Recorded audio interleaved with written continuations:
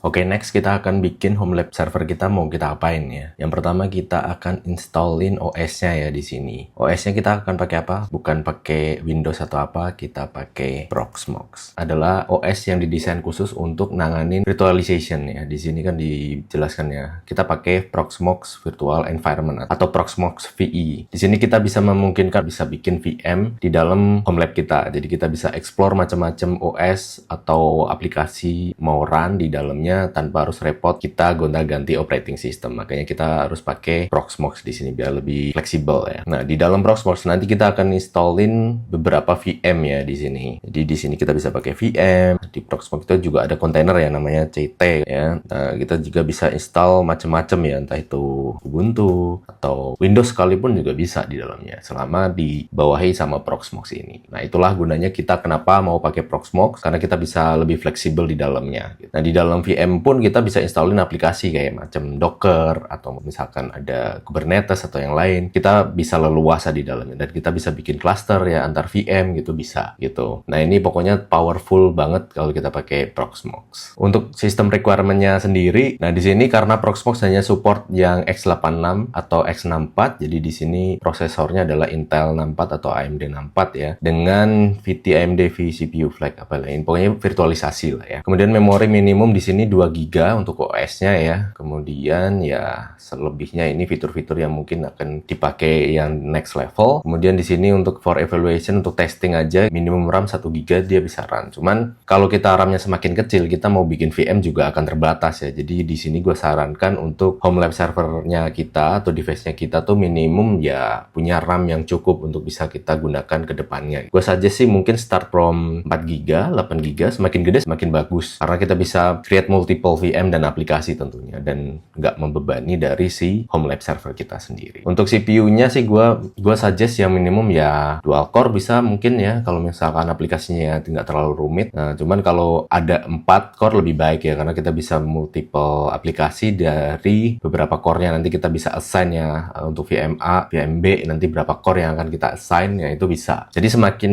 tinggi RAM lebih bagus untuk multitasking, semakin banyak core-nya juga lebih bagus juga untuk computing power-nya untuk setiap VM yang kita punya gitu. Jadi pastikan sesuaikan dengan kebutuhan kalian. Oke, langsung aja kita install Proxmox VE ini ke home lab kita. Nah, buat kalian yang belum punya home lab dan pengen coba-coba, gue ada solusi. Tenang, gue pasti ada solusi. Jadi sebenarnya kita bisa melakukan simulasi ya. Kalau misalkan kita belum punya home lab, kita bisa install di PC atau komputer kita yang udah ada nih sekarang. Nah, kita installin Proxmox ini di sebuah VM. Nah, jadi kita akan pakai software yang namanya VMware. Nah, itu VMware sekarang ada ini gratis ya. Jadi kita bisa install VMware dan kita bisa installin si Proxmox ini sebagai VM untuk kita coba-coba di PC kita. Yang pasti kita harus punya PC-nya dulu. Nah, gua kebetulan main device gua adalah Apple, jadi gua harus move ke device yang Windows ya. Jadi gua akan installin VMware di sana, baru kita akan install simulasi gimana sih cara nginstall si Proxmox ini. Sebenarnya ya gampang banget sih. Jadi kayak kita nginstall OS pada umumnya ya, entah itu lu nginstall Windows atau Ubuntu gitu. Nah, ini lebih mirip kayak gitu ya. Jadi kita akan dapat download si ISO-nya si Proxmox, kemudian kita akan burn ke